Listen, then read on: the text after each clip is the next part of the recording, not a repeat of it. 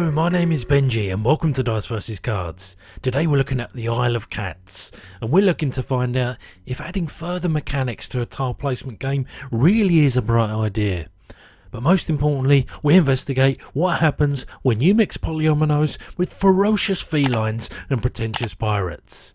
So let's see how this plays and whether this could be the next game for you.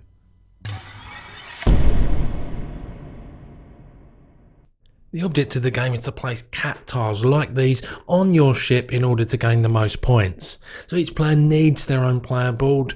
You've also got a set of discovery cards here. They're going to be the primary means you'll interact with the game. This here island token acts as both a turn marker and a turn order marker. Fish tokens here will act as currency throughout, and baskets are going to be the means that you'll need to capture cats and place them on your ship. You've also got treasure tokens here that are going to help round out all the shapes you'll place. At the start of every turn, you're going to be placing cat tiles to the left and right of this island tile, and these are the ones you're going to be able to rescue and place on your ship throughout the turn. We then get to the explore phase, and this is where you're going to be drafting cards. So each player is going to draw 7 cards from the discovery deck and then choose 2 to keep and pass the remainder around to the left or right depending on what turn it is. You'll rinse and repeat that process until you've then got the 7 cards that you've chosen. At this point, you're going to decide how many of these you want to keep because each card has got their fish cost in the top left hand corner.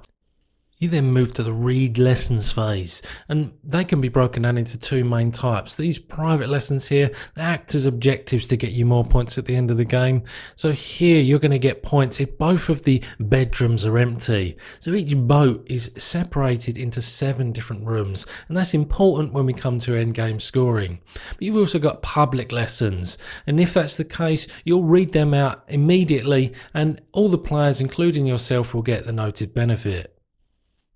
Then we move to the rescue cats phase, and this is where you're going to be playing your green bordered cards, and the turn order is going to be determined by how many boots are on the cards you play, and you'll place the cat figurines in that order because each player is going to take an action then pass round and round until each player passes for the turn. But there's a reason cats are to the left and right of the island, because these ones here only cost 3 fish and these ones here cost 5. So the red player that goes first decides to pay 3 fish from their supply to take this blue cat tile and place it here, covering up the corresponding coloured hidden treasure. So the first cat tile you place can be placed anywhere on your ship, but any remaining need to be placed orthogonally adjacent to a tile you've already placed. So because that hidden treasure was covered, you'll also get to take one of these common treasure tiles and place them immediately on your ship. So once everyone's rescued all the cats they can with the baskets they've got and the fish they've got from their supply, that then ends the rescue cats phase. We then end the turn with a rare finds phase, and this is where 2 types of cards come to the fore. First, the gold bordered treasure cards. So rare treasure may have been drawn at the start of the turn when you place cats to the left and right of the field. They'll be put in a communal area, and if they're available and you've got that card, you can place them on your ship and they'll be worth extra points at the end of the game. These brown bordered Oshax cards are special cat tiles that don't belong to any particular coloured cat family, but once you place them, you place the relevant coloured cat figurine to denote that that has then joined that coloured cat family.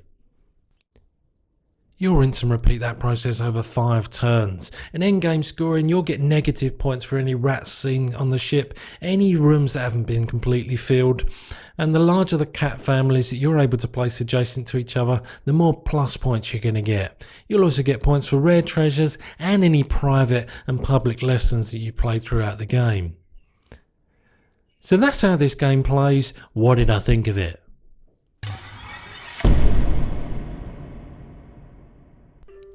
So what's so good about the game?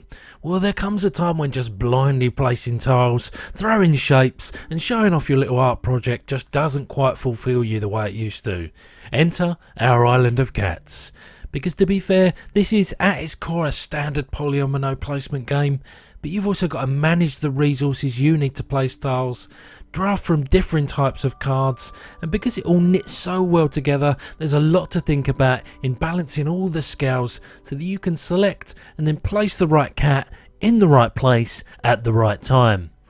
It's not to say by any means this is innovative in any great way, just that this scratches a deeper itch than most of its contemporaries. Secondly, I want to talk about accessibility and player scaling, mostly because I appreciate how difficult it is to accommodate and be the best it can be at all advertised player counts. But I have to give a round of applause for Isle of Cats, because whether you're playing solo against the AI, at 2, 3 or 4 players, you're playing the best version of the game.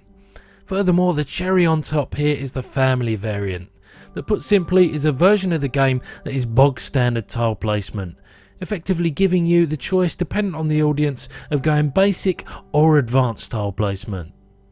Finally, I have to highlight specifically the drafting element of the game. It's no small task putting this many disparate card types into one card pool to choose from, without diluting their effect or making those choices feel like more luck than skill. But Isle of Cats definitely hits the right notes in this regard.